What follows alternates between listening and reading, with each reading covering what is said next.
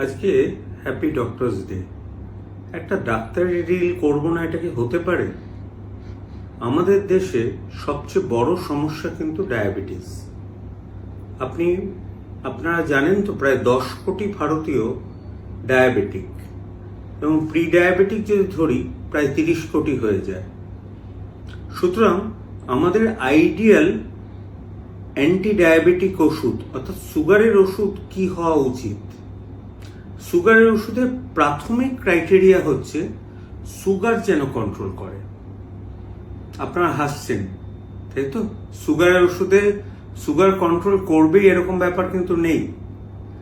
সুগারের ওষুধে sugar control ছাড়া আমরা অ্যাডিশনাল বেনিফিট চাই, যে যাতে সেটা কিডনি প্রোটেক্ট করে, যাতে সেটা লিভার প্রোটেক্ট করে, এবং যাতে সেটা হার্ট প্রোটেক্ট করে। 2019-এর পর সুগারের ওষুধের না প্রচন্ড রকম চেঞ্জ হয়েছে। বলা যায় যে যুগান্তকারী আবিষ্কার হয়েছে। প্রথম আবিষ্কার বলি, দেখুন আজকেও একজনকে বলি যে সবচেয়ে প্রাচীন ওষুধ মেটফরমিন, তাকে যখন বললাম মেটফরমিন খাবেন না, স্যার প্রচুর সাইড এফেক্ট আছে। আমি আবার বলি, ড্রাগ অফ চয়েস কিন্তু মেটফরমিন, যদি তার কিডনি খারাপ না থাকে। তারপরে দেখুন আমাদের DPP-4 ইনহিবিটর, বিচ্ছিরি নাম, লিনাগ্লিপটিন, সিটাগ্লিপটিন, এরকম আপনারা পাবেন। তারপর ধরুন এমন একটা ওষুধ যে ইউরিনের সাথে সুগার বার করে দেয়, গ্লিফ্লাজোন, আমরা প্রত্যেকেই হয়তো জানি কম বেশি।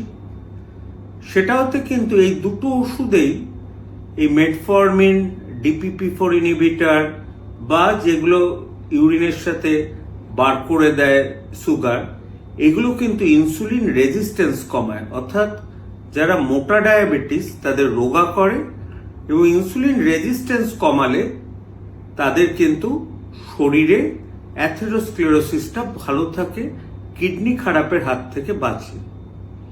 আরেকটা নতুন ওষুধ আবিষ্কার হয়েছে বেশ কিছুদিন, কিন্তু ভারতে এসেছে ধরুন বছর দেড়েক হলো। সেটা হচ্ছে সিমাগ্লুটাইড, GLP-1 অ্যানালগ অথবা টিরজেপেটাইড। এগুলো না বেশ দামি।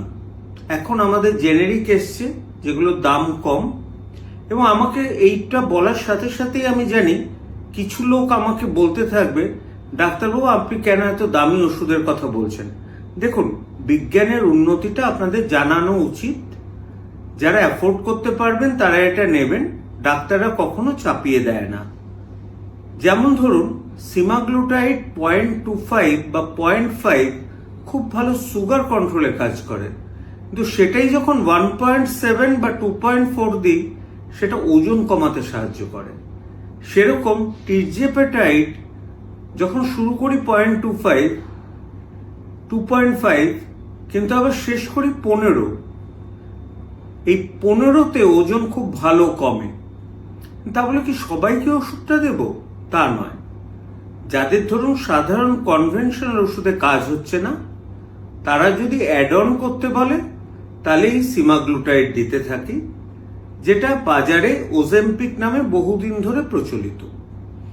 কথা একটা আসে, আজকেই একজন বলল, ডাক্তারবাবু এগুলো তো ভীষণ সাইড এফেক্ট।